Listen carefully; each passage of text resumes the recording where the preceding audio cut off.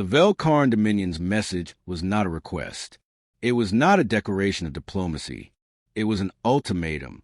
One terse communique delivered to the Galactic Council's diplomatic channel, transmitted with the arrogance of species that had never lost a war.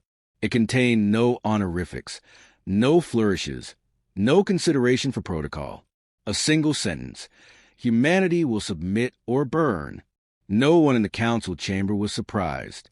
The Velkarn had been rising for over a century, their momentum unchecked.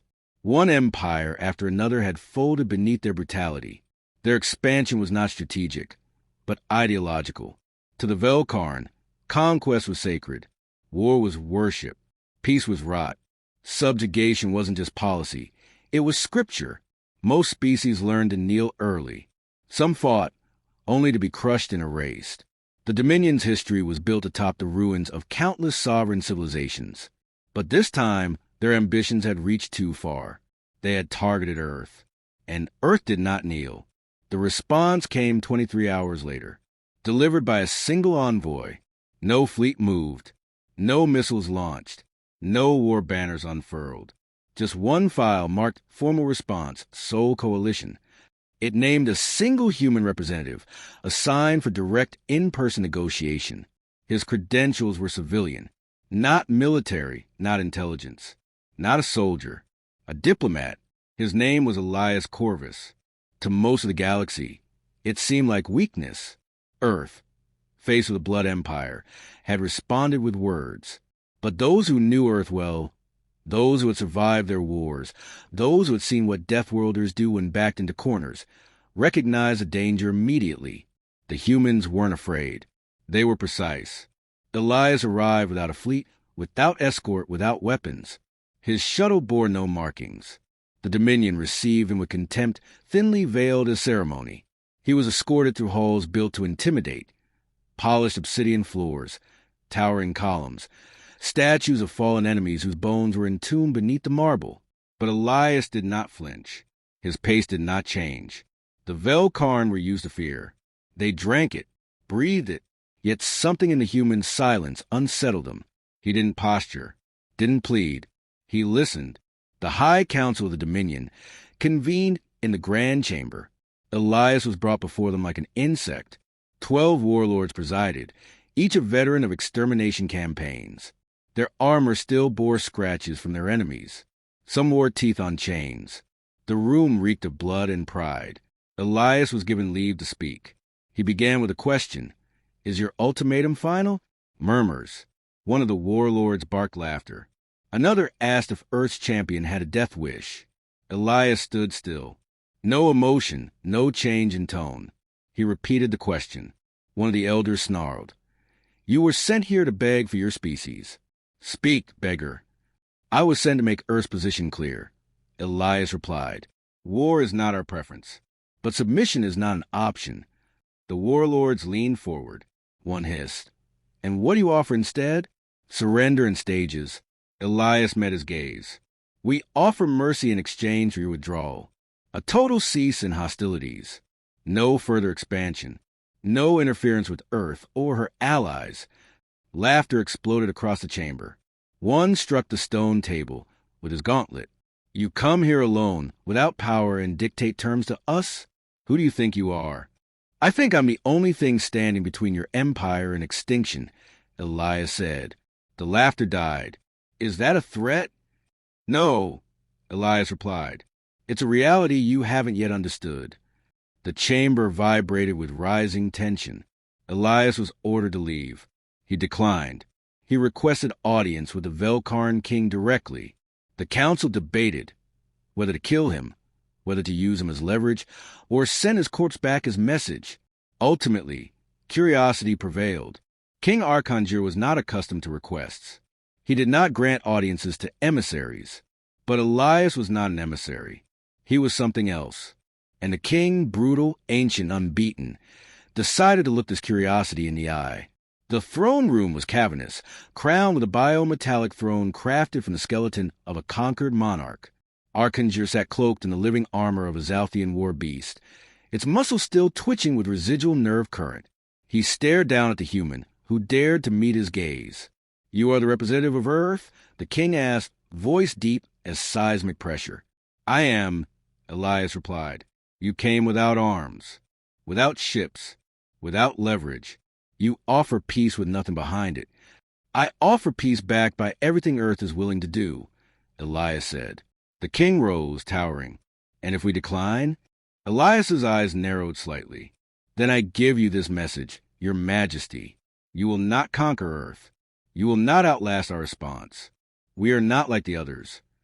You are soft, the king growled. You fear death. We have no such fear. We conquer because we are born to dominate. Your weakness insults us. Elias's voice turned to ice. You mistake control for power, fear for compliance. You don't understand what humans do when cornered. You haven't studied what we did to ourselves.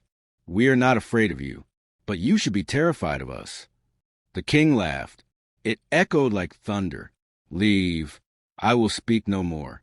Your planet's fate is sealed. Elias didn't move. No, it isn't. The king stepped forward. Then die. In less than a second, Elias's left hand twitched. A spark flickered beneath his skin, an activation pulse from an embedded neural device.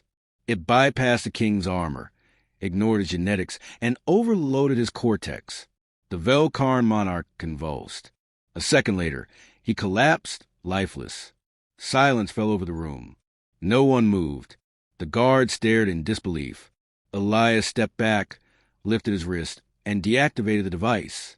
He looked down at the body, then back at the stunned nobles and generals. Earth will accept your surrender. If issued within the next 72 hours, he said coldly.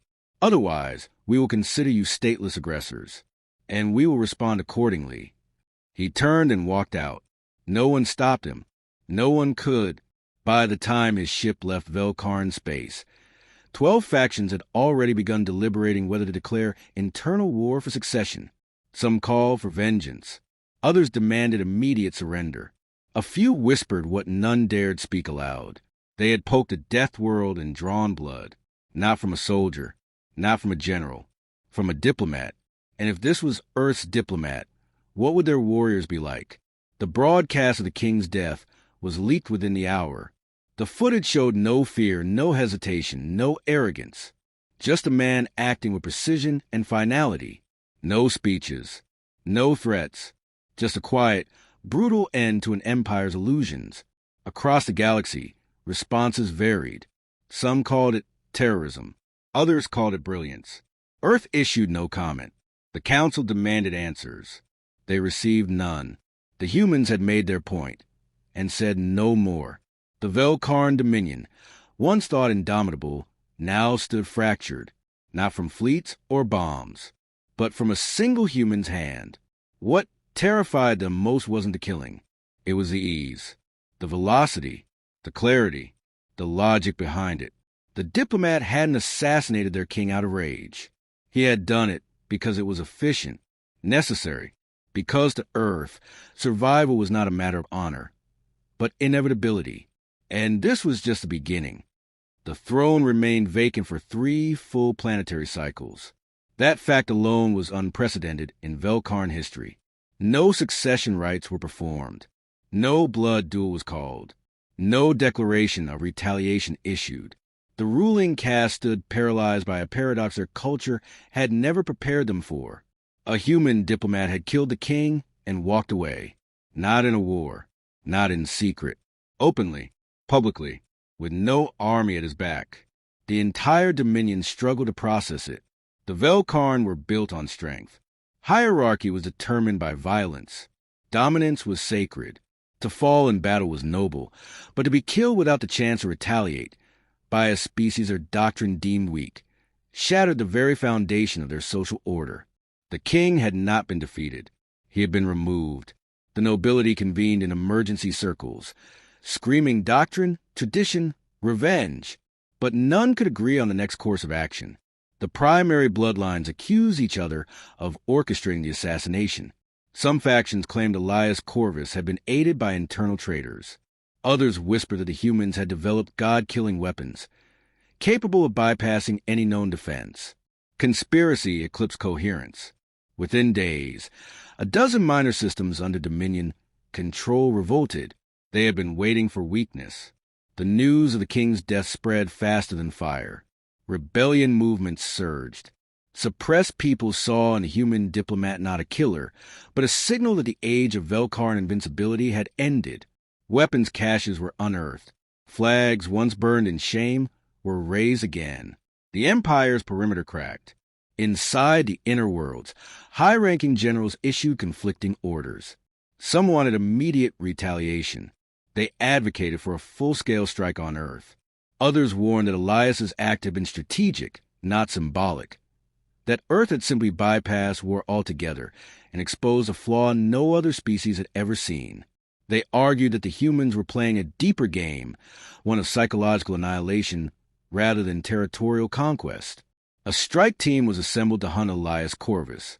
12 Velkarn assassins, all bred in zero-gravity combat pits and enhanced with neural reflex stimulants, were deployed in stealth craft towards Sol space.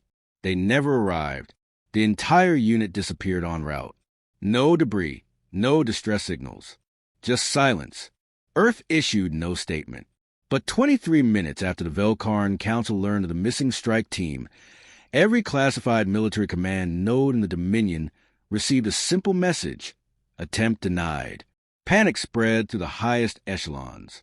If humans could detect, intercept, and erase elite operatives without alerting any listening system, what else could they see? Who else had been compromised? Suspicion turned inward. High Lord began purging their own networks. Loyalists were executed without trial. Dozens of internal divisions collapsed under the pressure of invisible threats. The council begged the interim Thronekeeper to stabilize the Empire, but the Thronekeeper resigned, then vanished. No one wanted to be the next symbolic target. Everyone feared being marked for removal by the quiet judgment of a species that had declared no war but had already dismantled an empire's leadership. At the Galactic Council, representatives of other species demanded answers. Why had Earth not responded to the assassination's diplomatic consequences? Why had they not addressed the Council? Why had they not claimed responsibility? Humanity remained silent. Their delegate, a non-military appointee named Dr. Lara Markov, simply stated, "We sent one diplomat. He concluded negotiations. We await your decisions." Council members pressed for clarification. She gave none. She repeated Earth's position that the Velkarn Dominion had issued a non-negotiable threat. Elias Corvus had responded with the finality necessary to ensure Earth's survival. As per Earth's charter, preservation of life outweighed preservation pride. The Council was divided. Some called for sanctions against Earth. Others proposed formal alliance. A few advocated immediate military preparations, not to fight Earth, but to prepare for the collapse of the Velkarn Dominion and the power vacuum that would follow. Hundreds of species feared what would rise from the ashes of Velkarn rule. Only a few feared Earth more. On Velkarn Prime, riots broke out in the inner cities. The myth of Velkarn superiority, hammered into citizens for centuries, had been shattered in an instant.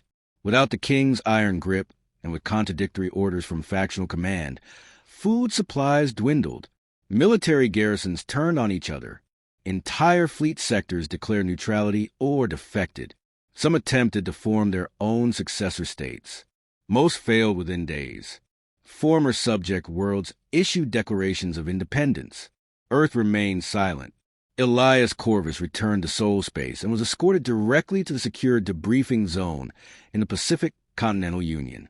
There was no press, no celebration. He was not honored. He did not speak publicly. His report was classified level Omega. Only 9 individuals read it. Most of them did not sleep afterward. He explained that Velkarn psychology was built on unbroken narrative dominance. If that narrative was cracked, the entire cultural machine would falter. Velkarn institutions had no capacity to process humiliation without collapse. They had no doctrine for losing power in a way that didn't end in self-destruction. Killing the king was not about vengeance or fear. It was about creating an unsolvable paradox in the Velkarn psyche, that a human, a diplomat, could exercise absolute dominance without force. The Terran command approved his assessment. A decision was made not to engage further.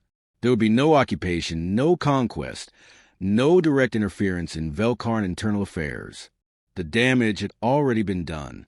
The fire would burn itself out. All Terran assets in proximity to former Velkarn territory were put on passive alert. Observation drones monitored collapse patterns. Analysis units fed data into scenario models. Earthwatch waited. Velkarn elite units began defecting. Some sought sanctuary. Some requested political asylum. Others tried to offer intelligence in exchange for protection. Earth rejected most. Those accepted were placed in containment and quietly disappeared. The message was clear. Earth does not accept bargaining from former tyrants. A new faction emerged in the galactic core, calling themselves the Sons of Silence. Composed of species formerly under Velkarn rule, they declared ideological allegiance to the principle of preemptive diplomacy through overwhelming consequence. Their founding charter cited Elias Corvus by name. They spread his message, not as a human action, but as a universal strategy for peace through surgical deterrence. Not everyone approved. The galaxy began to fracture ideologically. Those who feared Earth's methods demanded a return to predictable warfare. Those who admired them sought to replicate the model. The age of massive fleets and drawn-out campaigns began to wane. Now, species spoke of individuals, operators who could change the course of entire empires.